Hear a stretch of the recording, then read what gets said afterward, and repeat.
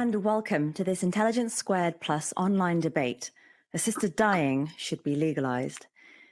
As you can imagine, there is a lot of disagreement on this issue, which is why tonight Intelligence Squared has brought together 4 leading thinkers to debate the emotion, assisted dying should be legalized. Now, before we start, let me briefly explain how it's all going to work. In a moment, I'm going to ask you to make your first vote on the motion. Then, our 4 debaters are going to make their opening speeches, after which I'll be taking your questions and encouraging some debate between the speakers. At about 6:55 p.m., the speakers will end the debate with short closing statements, and then I will invite you again to make your final vote, which I will announce at 7 p.m. Now, some of you may already have questions, in which case, don't wait. Please start sending them in to our speakers now. How, you may ask? Well, if you look under the video screen, you'll see the Ask Question button. Click on it, and then you can type out your question. And if you want to direct it to a particular speaker, just please add their name at the beginning of your question. Then simply press send. And in addition, please make the conversation something that you take to social media. You can tweet by using the hashtag IQTew. So, this is the moment when I'm going to ask you to make your first vote. Please vote now for or against the motion, assisted dying should be legalized. And if you are unsure, vote undecided. Now, while we wait for those votes to come through, if you've been following the news at all, then you will know that there has been much debate in the UK in recent years over issues concerning the end of life. And there are many strongly held views on both sides of the debate on physician-assisted dying. Now, some helpful definitions are that assisted dying or assisted suicide, as it's also referred to, is where a doctor helps a patient to kill themselves by prescribing a lethal drug for the patient to take. Now, of course, assisted dying by definition is not a private act and it involves another person facilitating the death of another. So friends, relatives, healthcare staff, and society are obviously affected by the wider ramifications of this process. Hence tonight's debate. Now, as we're still waiting for those results of that vote to come through, let's just... Yes, here we are. So, your first vote has said in favor of the motion, 80%. Against the motion, 5%. And those undecided, 15%. So interesting statistics there. Now we're going to hear from our speakers and their opening speeches. Our first speaker for the motion is Anthony Grayling, one of the UK's best-known philosophers and founder and principal of New College of the Humanities at Northeastern University. He is the author of over 30 books of philosophy, biography, history of ideas, and essays. He is an honorary associate of the Secular Society and a patron of dignity in dying. His latest book is The Frontiers of Knowledge, What We Know About Science, History, and the Mind. Anthony. So we're debating the proposition about assisted dying, and that phrase is important here. So a little bit of background is very interesting on this topic, and that is that back in 1962, suicide was decriminalized. I mean, it seems rather odd that prior to that time, suicide was a criminal act, but of course, only those people who failed in their attempt to commit suicide could get into trouble. But the decriminalization of suicide implicitly, perhaps even indeed inarticulately, recognized 3 important principles. One of them is autonomy, the fact that we own ourselves, we own our own lives. They don't belong to the public or the deity or something else. They are our own. The second principle is the principle of privacy, the fact that there are some decisions, some very, very important moments in life that are absolutely our own.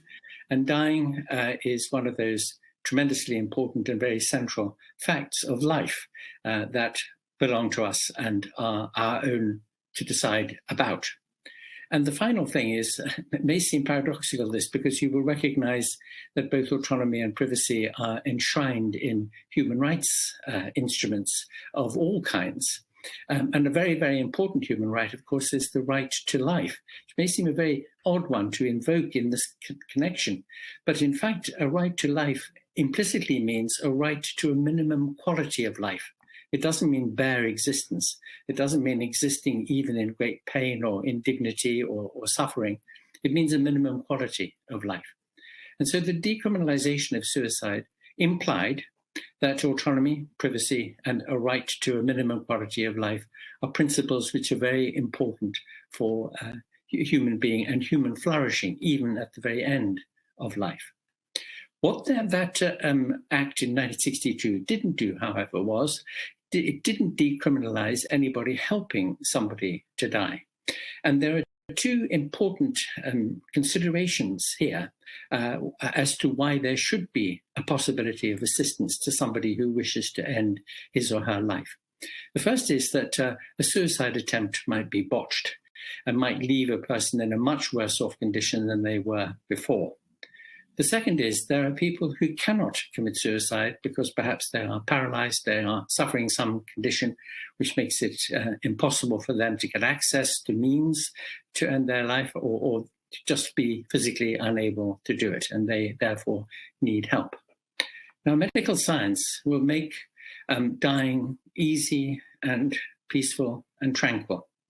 And somebody who has a settled, clear-minded, rational desire to end life, perhaps because their physical or psychological suffering is intolerable to them, and their decision is a rational, clear-minded one and a settled one.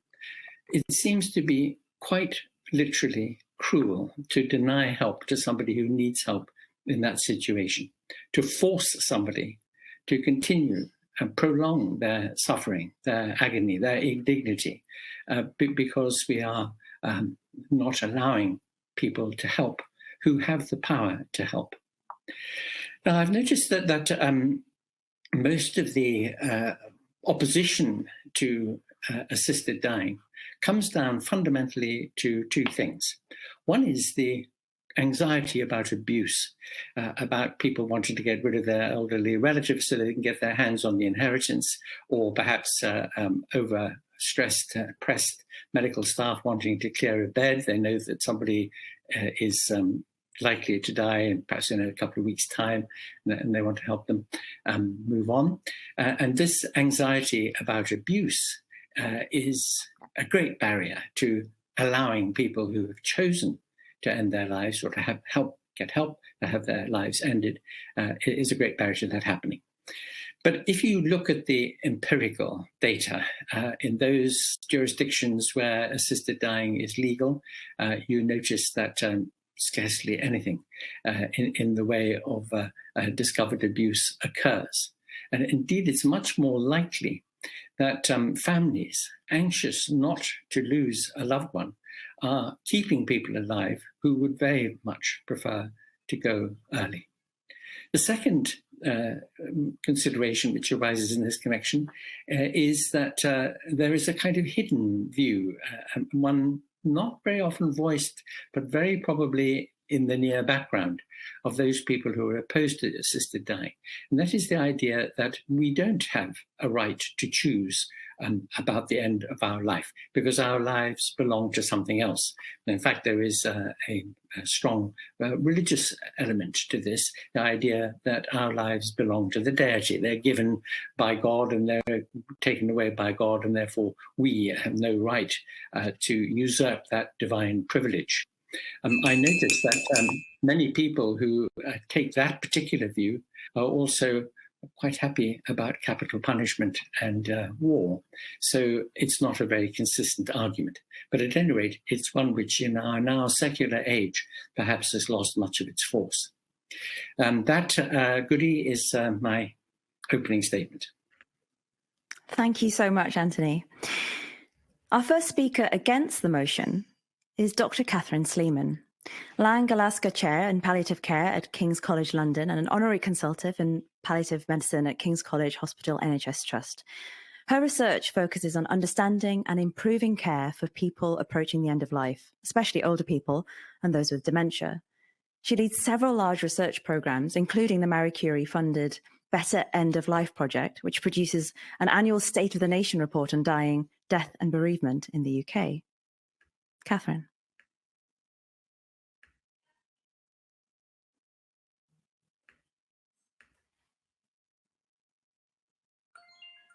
Thank you. Well, it's a great honour to be here tonight in such distinguished company. I'm very aware that of all the panellists, I'm the one that no one's heard of. So why am I here? Well, I'm here because my career as a clinical academic is focused on improving life for people who are coming to the end of it. And I do that through research, but also through clinical care. So I bring to this debate decades of experience of talking to, sitting with, holding the hands of people during their final illness, exploring their symptoms and concerns, whether those are physical or existential, and then working to improve them. Now, the question we are here to debate isn't whether assisted dying is morally okay, and it's not whether assisted dying is compassionate. The question before us is, should it be licensed by law? Laws exist to make society safer. So to answer the question, we can't just focus on autonomy, privacy, or even quality of life. We have to consider the complex balance of safety. And actually, the fact is we just don't have the autonomous right to many things in medicine. I mean, I don't even have the autonomous right to antibiotics when I get a cough. Now, that's not because of the potential for harm to me. Actually, they might help me. It's because of the potential for harm to society. And I know from my clinical work that there are people in our society at risk of being harmed by a change in the law. And here's the thing. The people I'm worried about, they're by definition lacking in autonomy. They're without a voice. They can't tell us that they're vulnerable or that they're being coerced. We don't hear from them in this debate, and I can guarantee you that none of them are in the audience. The people I look after, many are old, frail, a bit confused.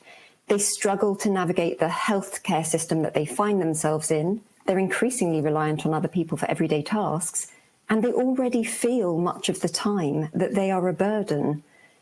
It's hard to think of a more vulnerable population. Because whatever anyone tells you, this law won't just affect a small number of individuals, people who've thought deeply, weighed up the pros and cons, and can articulate their views without external pressure. Legalisation will affect everyone living with a terminal illness who will suddenly be faced with a new option, one that's endorsed by society and within medicine. The Meacher Bill currently going through Parliament has been spun as a modest change. It's not, because it fundamentally changes how we respond when patients tell us that they don't think they can go on living. Now, this fundamental change may be something that we, society, decide we want.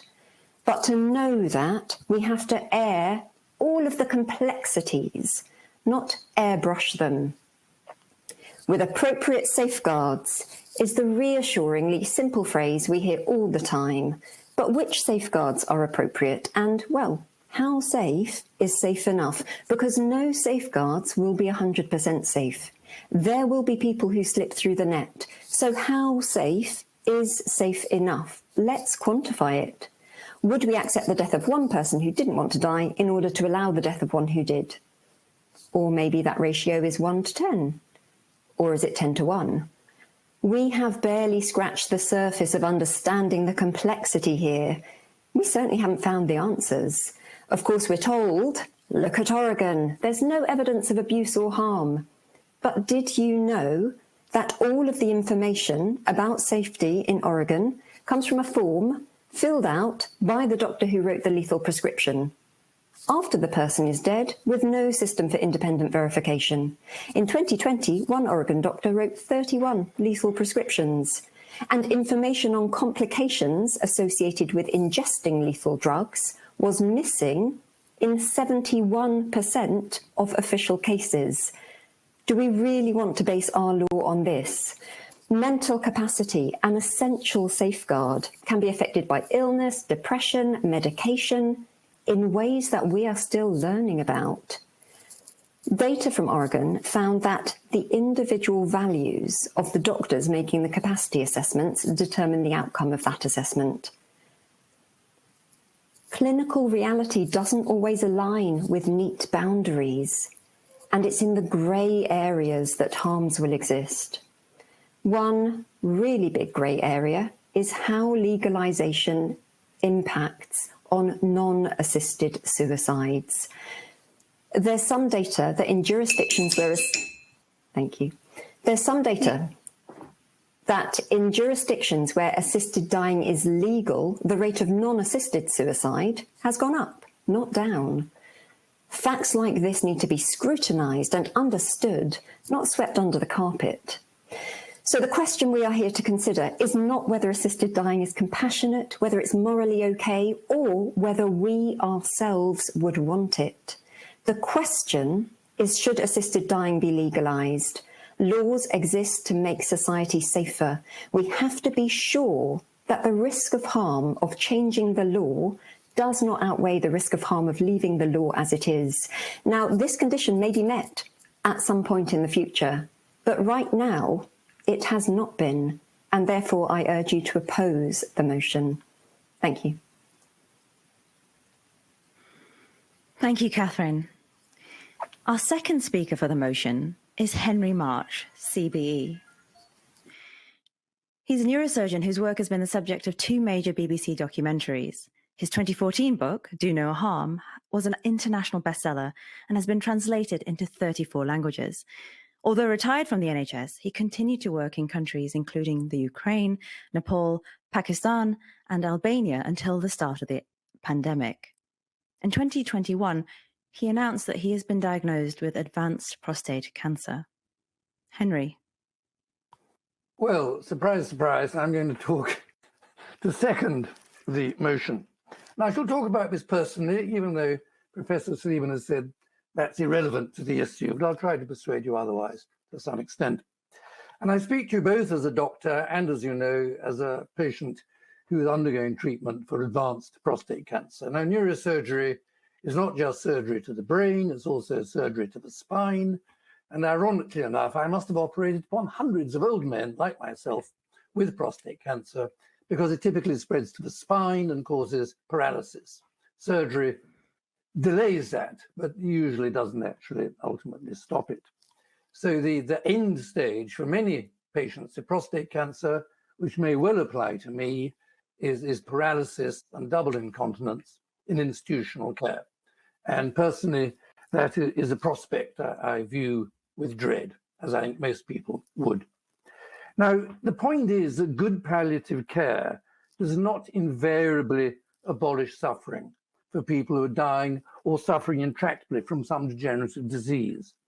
Because dying is not just a matter of pain, as many people seem to think it is, but even that sometimes is not very effectively dealt with. But of course, palliative care, the hospice movement originated in this country, is something we should all be proud of, and we need more of it, and there should be more funding for it. And the legalization of assisted dying need not, despite what some people say, act against that. But the fact of the matter is, dying can often involve great misery and a loss of dignity and autonomy, but is not addressed by good palliative care. In Oregon, interesting enough, a survey of people who opted for assisted dying showed that 94% cited lack of enjoyment of life, 93% loss of autonomy, and 72% loss of dignity. And a survey published in Canada covering last year showed that 82% of people requesting assisted dying had received palliative care. And as far as I know, palliative care in Canada is pretty good. And nevertheless wanted assisted dying. And it was easily accessible to the remaining 18%. And again, the evidence from all these countries, and there are many of them now, where assisted dying is legalized, is the numbers of patients we're talking about are quite small. 1 in 1,000 deaths in Oregon. Holland is a bit of an outlier with 5 in 100 deaths. But that's Dutch culture. If you know Holland, as I do, it's rather different from the reticent English. The fact of the matter is, I don't want to end my life in a hospital or hospice bed, paralyzed and doubly incontinent. Like most people, I want to die at home, at a time of my own choice, with my family around me, which is what my family will want as well. But the English law requires that I suffer. And many of my poor patients suffer, even though suicide is not against the law. Now, Professor Sleeman, I'll quote, has written in the BMJ, I quote, "None of us has the autonomous right to rob a bank or even to receive antibiotics, as she does say now, when we have a cold, not because of the potential harm to ourselves, but because of the potential harm to others. But where is the evidence, please, that saving people from suffering will harm others? Where is the evidence? Besides, autonomy in the context of assisted dying is not about the right to do anything I want, but about the right not to have to suffer. Anyway, it's illegal to rob a bank and therefore illegal to help somebody do it. But suicide is not illegal, and antibiotics is simply the wrong treatment for a cold anyway, most of the time. So how can it be that it's against the law to help somebody to do something that is not against the law? Now, the opponents to assisted dying, as we've heard, say that vulnerable people will be coerced into killing themselves and that palliative care will suffer if people are persuaded or coerced by greedy, uncaring relatives or cruel carers and health professionals into dying prematurely. They have a glib soundbite. Right to die will become duty to die, but fail to point out the corollary, which is no right to die means duty to suffer. But if I'm to suffer when I'm dying, possibly paralyzed and doubly incontinent, I want really cast iron evidence that my suffering and misery is in a good cause and will prevent suffering for other people. So where is this evidence? As a judge, Sir Stephen Sedley has recently argued, the current law in England recognizes no difference between helping somebody who is suffering greatly and who requests assisted dying and actually encouraging somebody to kill themselves. This is clearly absurd, especially as the law, as the Mysterious Crime Act of 2015, has no difficulty in recognizing coercive behavior. The whole point about assisted dying, and I can't emphasize this point enough, is that in all jurisdictions it comes with safeguards, essentially that the applicant has mental capacity and is not being coerced, as judged by an independent expert or experts. The exact details of safeguards vary from country to country. If you don't like the Oregon safeguards, we could have different safeguards in this country.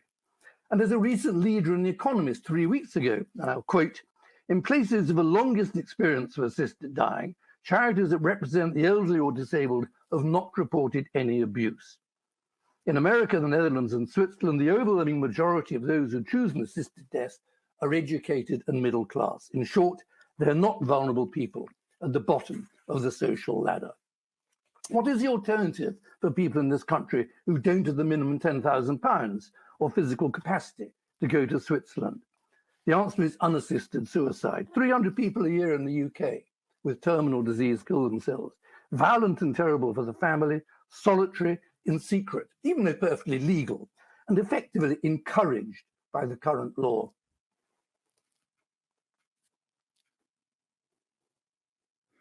Thank you. And now our last speaker against the motion, Anne Atkins, author and journalist who has written 4 novels, a play, and several books of nonfiction, as well as contributing chapters and introductions to many more. She has contributed to all the major national newspapers and written regular columns in the Daily Telegraph and Daily Express. She is also working on a first folio edition of A Midsummer Night's Dream for children. She's a regular contributor to the Today program and to the Today's program Thought for the Day. Anne. Thank you. As a Christian, I have no intrinsic fear of death. It heralds freedom to a far better future for me. So death isn't the problem to me that it is for others. I have sympathy for this motion. My opposition is not philosophical, far less theological, but practical, pragmatic, and above all personal. My parents came to live with us 12 years ago, and to our great sorrow, my mother died, from which moment my father ticked all the boxes for assisted death. He longed to be with her. For months, intermittently years, he railed against life. He certainly had full capacity and a horror of being a burden. And on the advice of doctors, I had him registered for end-of-life care, specifically for people approaching death. Definition, expected to die within 6 months, which therefore he was expected to. A few years later, in 2015, I was with him when his pulse was measured as 17. The first thing he asked the consultant, "Is there anything you can do for me?" The man who wanted to die when my mother did.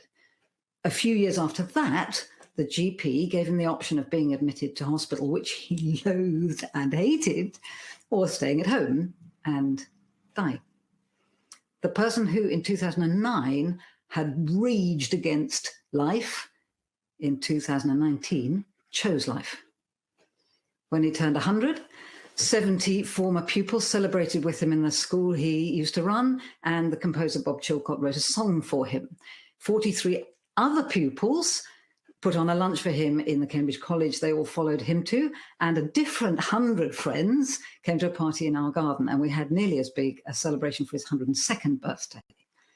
On the 12th of March 2020, he had a long interview for a programme now available on Channel 5, The Secrets of World War II, and that evening he and I resumed our studies of Aeneid 6, he having enabled my lifelong ambition to study Greek and Latin literature. The next day, Friday, he went to bed early, and by Saturday, he was complaining that dying was taking a very long time. He was always impatient. On Monday, he joined my mother 12 years after he first said he wanted to. In his last decade of life, he appeared on numerous television programmes, on the Today programme twice, on Radio 2 at Christmas and various local stations, and was interviewed for inclusion in a number of books. Every Remembrance Day, he addressed school children about his experiences as a conscientious objector. He taught almost every day, and he turned around the life of somebody crippled by depression who's now studying in South Korea on placement from SOAS. He gave the reading at our daughter's wedding in Greek, then in English, and sang a solo. And he swam in the North Sea until his pacemaker at the age of 98. The person who never wanted to become a burden. I can't see any protection for my father in this bill in the rawness of his grief. Compos mentis, expressing the will to die and deemed nearly dead anyway. I would have lost my best years with him, and our son-in-law and grandson wouldn't know him. Now, look, we object rightly to capital punishment on the grounds that, in case despite years of evidence and trials and judicial processes and appeal, there might be one wrong death. So go figure. Our daughter is in her 30s, one of the most gifted, talented, and charismatic people I know. And last year, for her birthday, she requested a trip to Dignitas. Her life is one of almost continuous, and she would say unbearable agony. Devastated by mental illness, she has expressed the wish to die frequently over the last 20 years. Can you imagine telling her this bill is not for her? That physical anguish qualifies, but not mental torment? That it's available for my father, whose pain would have been over soon anyway, but not for her, who might have 60 more years of it? And thank God it's not. Yet. Of course, she deserves an end to her pain. She needs mental health care to be researched, funded, understood, and taken seriously. Yes, we could give her a much quicker and easier answer and not bother, which she believes is why mental health care isn't funded, because it's cheaper to let sufferers kill themselves. Several people I love very dearly have been distressed enough to die, and endorsing such dreadful despair inevitably blunts the search for the real answer. In my last summer term at Oxford, I saw a tarpaulin heaped at the foot of the university church, police cordons, ambulance flashing. I couldn't understand how exams could be more important than life. Until, age 10, our Aspergic son climbed up on the school roof to do the same. He couldn't do what teachers kept demanding of him. Fortunately, nor could he be sure he'd succeed, and being in a wheelchair would have compounded his pain. The next night, I quoted Lord Jacobowitz. Taking life is wrong. Your own or anyone else's. Years later, he told me that statement changed him forever. Having ruled out that solution, he looked for others. School continued impossible. He failed his exams. He was thrown out of Cambridge. He had to start all over again behind all his peers. But he kept saying, it doesn't matter. I've kept the contract. I'm alive. He's now extremely successful, extremely happy, and still alive. And I want the same for my daughter.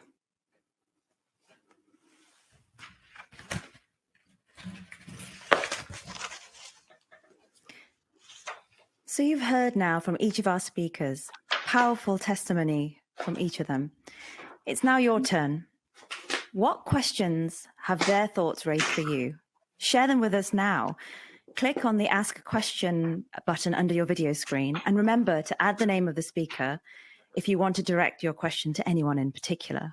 And please don't forget to tweet us using the hashtag IQ2.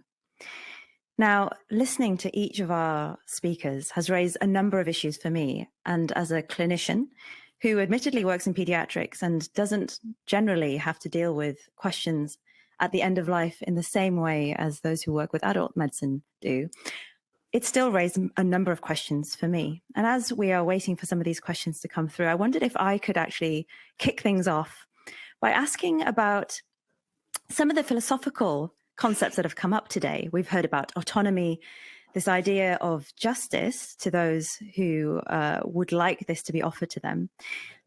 But I also wonder whether the call for assisted dying is actually a radical call to increase patient empowerment. The public have been in favor of assisted dying for a number of years now. And if anything, it's the medical profession that's lagging behind. And I guess my question to all speakers here would be, why is this?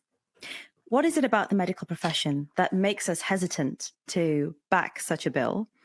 Is this paternalism in play? And is this a bid to hold on to medical power even at the end of life? I don't know if any of our speakers would like to chip in with an answer there. It's very, very frightening. You might be wrong. I had to make hundreds of life and death decisions about whether to treat people with serious brain injuries or not. I was just talking about it this morning when I was teaching my trainees. And I said, if you ring me at night showing a brain scan over the internet of somebody with a potentially fatal hemorrhage, if I say operate, I get back to sleep. If I say no, don't, the chances are the patient will be left dreadfully disabled, as is often the case. I don't get back to sleep because I'm worried I might be wrong. And this is one of the reasons why there's so much over-treatment in modern medicine, particularly in neurosurgery, because we're so frightened about missing a savable life. But it comes at a cost. I just saw a case this morning, which was, in my opinion, crazy, that my colleague had operated in the middle of the night. And the patient may survive, but there's no possibility at all of any sort of quality of life. So these are incredibly difficult decisions. And most doctors, run for cover. It's always easier to treat than not to treat. Katherine, yes, I wondered whether you would want to come in on that question. Thank you. A couple of things. I just want to pick up on public opinion, and then I'll talk about doctors and how they feel. So it's true that in a lot of opinion polls, we hear this statistic, 80% of the public want this. But actually, if you provide the public with more information about what assisted dying actually is, you find that support drops. And there was one poll that found, initially 75% of the public said, yes, we should legalise assisted dying. About 40% of the same people subsequently changed their minds simply when some of the theoretical arguments against were presented to them. There was also a public opinion survey this year that asked people whether or not they supported assisted dying, and then said, oh, by the way, what do you understand by the term assisted dying? More than half of the people who responded to that survey incorrectly picked the definition of assisted dying out of a list of 3 things. The other 2 things were currently legal, good practice end-of-life care, like having the being able to say no to treatments that might extend your life. So although we hear a lot, the public want this, actually, if you unpick those statistics, they're not quite as strong as we're led to believe. In terms of doctors, I think what I think is very interesting is the difference among doctors within different medical specialties. So the BMA, British Medical Association, did a survey in 2020 that basically said, are you in favour of assisted dying? And I think 37% of doctors across the board said yes. But if you split those doctors into different professional groups, there was a huge variation, with at one end of the spectrum, ear, nose and throat surgeons who were most strongly in favour, and at the other end of the spectrum, palliative care doctors like me, followed by care of the elderly doctors who were most against. I mean, I would suggest that the reason that palliative care doctors and care of the elderly doctors are at that end of the spectrum is because we have first-hand experience every day of caring for people who are old, frail, deteriorating, and at an extremely vulnerable time of life. The bread and butter of my job is communication. It's talking to people about their wishes, values, hopes, their fears. And I think many doctors who look after people at this phase of life, which is essentially most doctors, have seen people with what at first glance seemed like insurmountable distress find meaning and comfort and peace through high quality care, whether that's palliative care or something else. But that is an argument.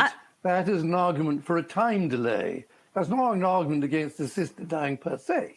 In Canada, I think the latest legislation, if you ask for assisted dying on the grounds of intractable suffering, it's mandated you have palliative care, and it's mandated you have a 90-day It's delay. not. It is not. It's that was my understanding. No, it's mandated that is offered to you, quote, if it's available. So it's. What about the 90-day? What about the 90-day delay? That's in so the, there is a the 90-day delay for people Yes. whose deaths are not reasonably foreseeable. For people whose deaths are reasonably foreseeable, and I would suggest that is an enormous number of people because of the such vague wording, you can have your lethal medication or your injection on the day that you request it. Well, so that's not correct. But are you saying there are no possible safeguards? I mean, you may So I'm just criticise going to safeguards in the various countries, but why not I'm going then to have step in different here safeguards? Thank you. Clearly, this is a very heated topic, and clearly, there's also what's being illustrated is actually there's a lack of information, isn't there, for the public and even for people, professionals who work in medicine. Anthony, you've had your hand up. Would you like to respond to what's just been said? Yes, indeed. Well, I have the very greatest admiration for the kind of work that Professor Sleeman does and the hospice service does. It's wonderful. But I'm afraid, with great respect to Professor Sleeman, she really is confusing the issue here tremendously.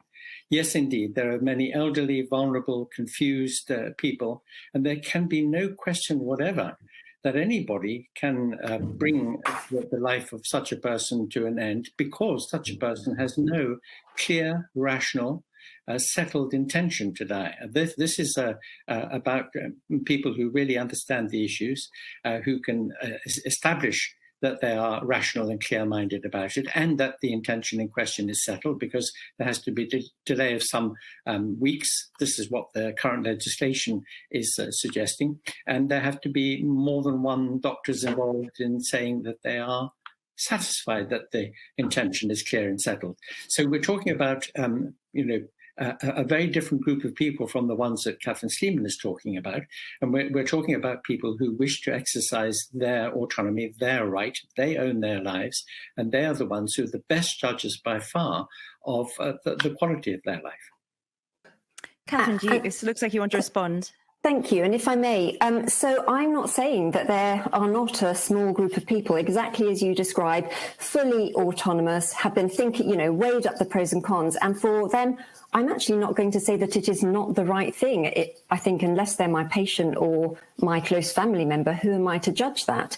What I'm saying is that there is a broader question here, and I would love to hear your views on the issue of how safe is safe enough. Do you agree with me that no safeguards will be 100% safe? And if so, please tell me how safe you think is safe enough for this law. Well, look, the parallel here is current suggestions about voter ID, because there have been a couple of cases of fraud at election time among millions of those cards. And therefore, everybody has now to come under this prescription that you cannot vote unless you can produce a passport or whatever. In other words, it's the reverse of shoot all the dogs because one dog has bitten somebody. And making public legislation turn on the fact that there is very, very small numbers of people, very, very small possibilities of abuse, is quite the wrong way to approach the question. This is really a question about our compassion towards people whose suffering is, from their point of view, intolerable. And as is often said, and it's a crude way of putting the point, but it's all too true, unfortunately, we're quite frankly kinder to our dogs than we are to our fellow human beings who are suffering. I think Anne wanted to respond there. So, Anne.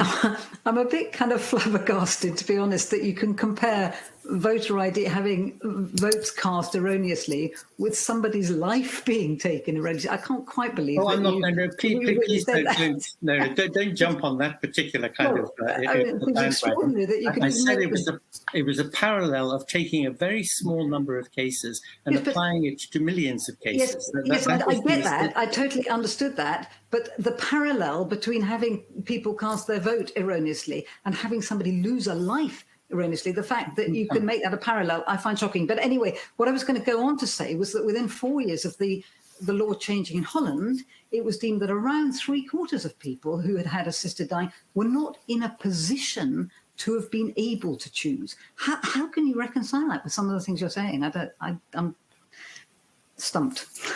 I think just to move the discussion on a bit and actually to refer to some of the questions that we're getting, there are questions here about the evidence around this. And it sounds like both sides have evidence which falls in their favor. And so I'm really interested in digging down into this. People want to know what evidence is there in terms of where this has already been legalized, in terms of the extra pressure that people will be feeling to end their lives. And on the flip side, when we hear that actually in places where it has been legalized, there haven't been any abuses of the system, what evidence do we have for that? So that there are two things, and both sides, please feel free to respond. Well, I'll just read the rest of the quotation from The Economist, where it says, "It is conceivable that some abuse has taken place unobserved, but scrutiny, The Economist says, has been intense. And in most countries, permission to help someone die is revoked if there is a hint of coercion." That is at least what The Economist says. I think Katherine knows more about this than I do, but Katherine, could you tell us who is it who judges that there have been no abuses? Who puts forward the evidence? I think it's different in different jurisdictions. I know most about Oregon. We all know most about Oregon because they've had their law for longest, almost 2 decades now.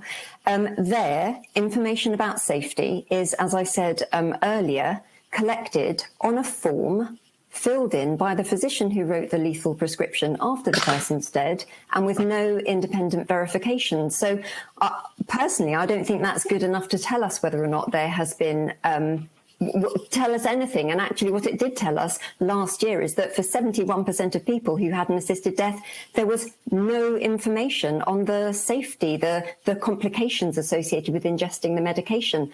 I think there is a world of difference between stating straightforward conditions that sound very nice on paper and producing safeguards that really do stand up to the pressure of the real world. I mean, to rattle off some of the safeguards that are proposed in the Meacher legislation, first of all, the 6-month prognosis rule, which I suspect everyone agrees with me, it makes legislation more palatable, perhaps, but certainly it is completely flawed as a safeguard. It's arbitrary. There's nothing special about 6 months. It's impossible, and I know that from a decade of being asked frequently, how long have I got, doctor? And it's actually discriminatory, as Anne was suggesting. Why would we propose a law that discriminates against people with the most slowly progressive conditions? Capacity, as I suggested, comes down to the individual doctor there. And of course, you have to get capacity from two doctors. Yes, that sounds very good. But if one of them says, no, I don't think this person has capacity, the person is entirely able to go to the next doctor and the next doctor and the next doctor until one who says they do. And one doctor last year in Oregon wrote 31 prescriptions. It's impossible to mitigate against that. Okay, look, we're having, the argument being put here is that in case there are some abuses, nobody shall be helped if they are suffering intolerably. And I mean, this just seems to me to be quite literally a cruel argument, because it dismisses a whole range of considerations about people like myself, for example. I'm signed up with Dignitas. If I were to be in the position of somebody who is likely to be paralyzed or to suffer or to have an appalling last year of life, being doubly incontinent and so on, I should very, very much rather have a peaceful and tranquil way of leaving. And I would love to be able to do it in my own home with people I care about instead of having to travel abroad, or attempting to do it myself without really the proper facilities for it. So the tiny risk that there might be abuse, allowing you to say, I am not allowed to have that help. That at best, I can try to do it myself because suicide itself is not illegal, seems to me to be, frankly, uncompassionate. I'm not saying Katherine, that. and I'm then saying Henry. we need data. We don't have the data. We don't have that quantification. And isn't that essential before putting this law through? Because laws, after all, are there to make society safer. Don't we need to know how safe this law is? No, we don't currently I'm afraid know. that argument cuts both ways, because you cannot produce evidence that there is sufficient abuse to make it a really serious anxiety that this isn't safe. And actually, Give me longer. thank you, Anthony. I just want to feed in another question from the audience who touch on that point, and it is for you, Katherine. Is how will we know when we have reached the point in the future when there would be no risk of harm by legalizing assisted suicide?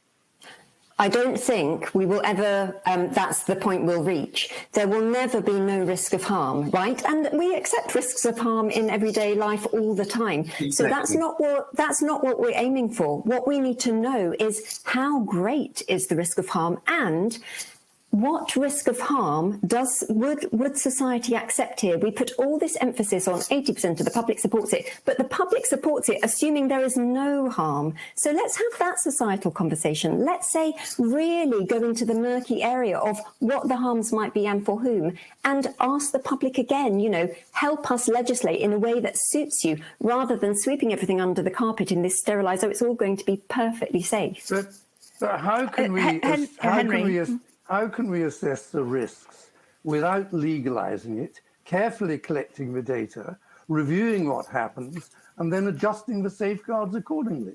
Until then, it's a purely theoretical exercise. And the other point is, every time I operated, almost all the operations I did had a significant risk of the patient dying or being left with serious damage. But you justified that risk on the grounds a much greater number of people benefited. And I just don't see why that utilitarian ethic should not apply. And medicine is all about experimentation. We know that. And in effect, your argument, I agree with. We need to experiment with assisted dying. We need to legalize it with strict safeguards and then see how it goes and adjust it as necessary. And that is the only way we can find out for certain whether, in fact, large numbers of people are being coerced or not. Anne, I think you had your hand up. Sure. I think we're all being a little bit sort of myopic on this and focusing on individual cases. We're focusing on, somebody wants to die and somebody doesn't want to die, and the mistakes we make. What we're ignoring is the broad brushstroke of what it's going to do to our attitude to society if we endorse it. So at the moment, if a friend of yours is hanging off Clifton Bridge, you run forward and say, don't do it. Don't do it. Let's make your life worth living. Let me help you. Let me help you to live. Let me help you to solve your problems. This is, the instinctive urge of all of us that life is worth living. We must help you make your life worth living. As soon as you stamp approval on giving up because your life isn't worth living, it changes society's attitude in a way that we're all ignoring. If I go back to my daughter, as I say, she at the moment is going through unbearable suffering. Now, if society says, instead of fixing your suffering, let's give up, then I'm terrified for her life, because I don't think, I'm not at all convinced she would still be alive today. And we're all ignoring that. We're looking at these tiny little cases of everybody, over 75 or with a terminal illness or whatever. We're ignoring what this says to suicidal teenagers, what this says to our friend who thinks he can't go on. There will be a seismic shift in the way we view suicide if we say we endorse it. So let's pick up on that topic about what society thinks and the kind of debate that we might or might not be having at a national level. And I want to pick up on two things. Something that Henry just said, which was about the idea that we should experiment with assisted dying as a way of understanding whether this is the right thing for society, which is an interesting proposition. And also, Katherine, what you said, and you've said a number of times now, which is that at a national level, we haven't dealt with death. We don't talk about it. And we certainly are not talking about the complexities of this particular issue in any meaningful way, other than in this debate. So I want to talk about this issue. How do we have a debate that does open this to the public, not to the people who are here at the moment, but to the general public? And another thing that, one of the questions that has been brought up by somebody, and I hasten to add in the audience, is the demographics here. It's a privileged class who are talking about this at the moment. And what is it about the way that we're having this discussion, which will actually only further exacerbate inequalities? So it's a big question that I'm asking, but how do we have this conversation in society, and how do we make sure that whatever happens as we go forward, it doesn't worsen inequalities that are already in existence in our health system? Catherine, it looks like you're ready to answer. In order to be clear and focused about what's really at issue here, and thinking about the fact that pretty well every exercise of autonomy across the whole range of human activity carries its risks. We're aware of it, getting into a motor car, getting into an airplane, and so on. The public policy issues have to account for what's in the public interest, what kind of safeguards are proper to put in place for pretty well anything that people do in society and the impact that it has on other people. And at the same time, certain principles have to be honored. One very, very central principle is this principle of autonomy and of privacy, and the fact that life's quality is a much more important consideration than quantity. Now, a lot of what's been said by Anne in particular, but also Katherine, slippery slope fallacies that if you allow this, then there's going to be, some tremendous cascade of. I don't think I've said that at all. I don't think I've referred to. There certainly doesn't seem to be any evidence of that in all the other jurisdictions where this has happened so far, because as Henry says, there has been a great deal of scrutiny about the application of these things. And again, it has to be remembered, we're talking about people who make the decision in a clear-minded and rational and settled way. It's not about other people who might be confused or vulnerable. And one final point that has to be remembered is that in just so long as helping someone to die remains illegal, then there'd be plenty of cases, maybe thousands of cases every year all around our country where compassionate medical professionals do help people to die. But put themselves at risk when that happens. Catherine. Well, too much to pick up on. I'm going to come back to your questions, Guddi. The societal aspect and how we have the conversation, I think, is really important. Our society has become a lot less familiar with death. It's possible to reach well into adulthood without having really experienced deaths.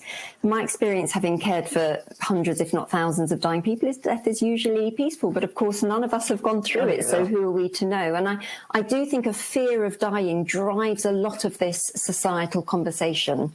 Your point about ethnicity, about inequality, is absolutely key. Yes, it's true. The people who avail themselves of an assisted death are usually quite sort of middle class, socioeconomically not deprived.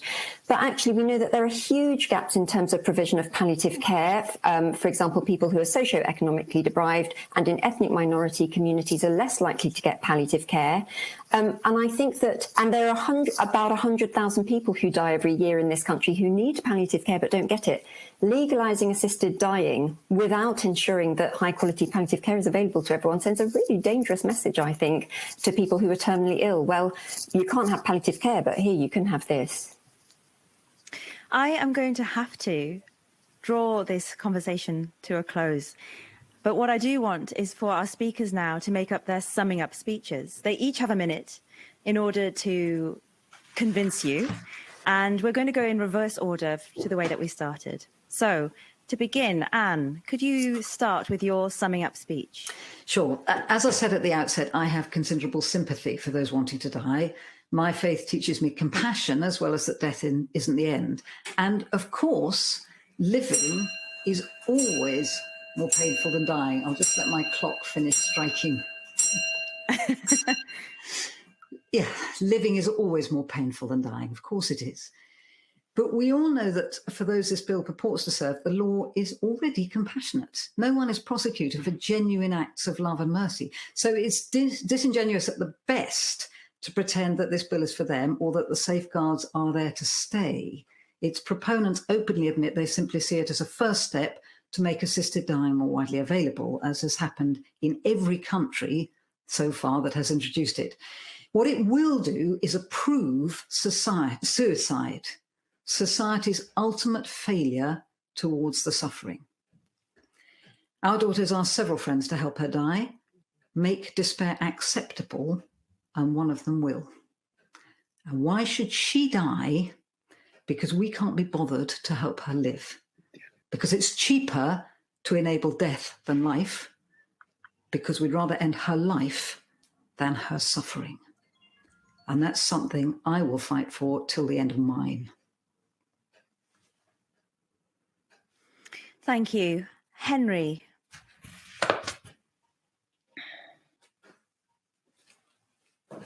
Where assisted dying is now legal, it seems that abuse is pretty unlikely and unusual. Therefore, I feel very strongly the only way to answer these questions is by legalizing it in this country and carrying out an experiment. All medical progress is based on experimentation. It may sound rather brutal and callous, but I think it's very unlikely that legalizing assisted dying would lead to great abuse. Therefore, it should be legalized, very careful, with careful safeguards, and you write into the legislation that it will be reviewed, and the legislation is not automatically reviewed. I don't really see how that could go very wrong.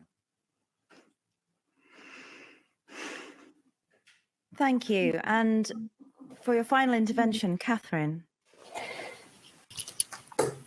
Please consider that this law won't just affect a small number of individuals. If we legalise assisted dying, then almost everyone in their lifetime would be presented with this new option of whether or not to end their lives. Now, yes, this includes people like us, strong-minded individuals thinking deeply about the issue. But it also includes people who are distraught and confused, people with profound misconceptions about dying, and people with conditions and treatments that affect their mental capacity in subtle ways. A vote against the motion is a vote for more evidence, better scrutiny of unintended harms, and quantification of the risks before any experimentation, without experimentation. So I'm just going to end with a question. What is worse, killing someone who really wants to live or not killing someone who really wants to die? If you think that the former is worse, then I urge you to oppose the motion. Thank you. And finally, Anthony. Well, for me, it comes down to a question really of our respect for others and our compassion for those who suffer. I think the vast majority of us want to live, and the vast majority of us would continue to want to live even if we were suffering. But for people whose suffering is intolerable, and Henry is right, it's not just pain, it's indignity, it's being incontinent and very dependent on others and hating that dependence. And we're not talking about people here, the kind of people invoked all the time by Professor Sleeman, people who are confused and vulnerable. It's not about them. This is something which gives a respect for the choice that people make about their own lives, given that they're the ones who are living it and suffering it, and who've made up their minds about what they would like to do about it.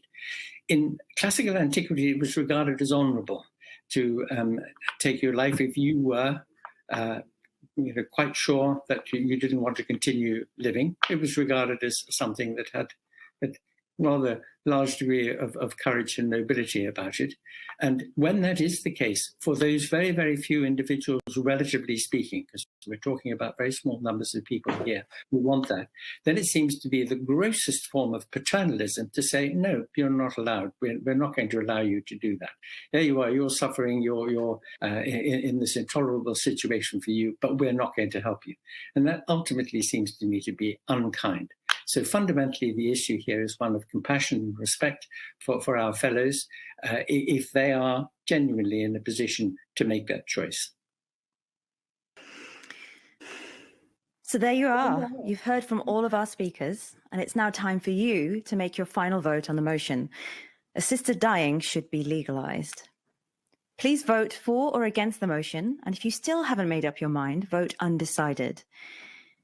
Now, while all of that is happening and while you are making your final decisions, I'm reflecting on how emotive this topic is, on how exercised each of us became in that debate, how, for me, there are these different poles that we're dealing with here. We've got autonomy on the one side and the autonomy of the patient versus the patient safety question and what this means for us as a population. And it is very much the individual versus the population here.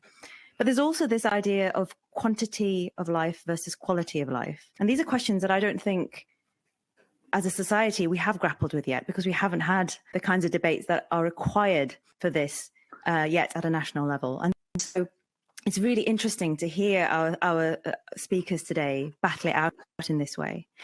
So please put your votes under the video box, please, and hopefully we'll be getting some results soon.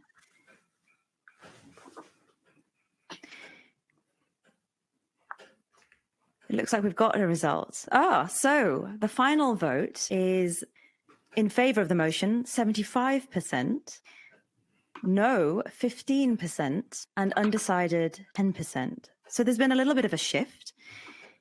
It looks like those against the motion were able to persuade a few people onto their side. But we still have an overwhelming majority of people who motion. I'd like to take this opportunity to thank each of our speakers. All four of them have delivered brilliant speeches tonight, and we're very, very grateful to them for their time.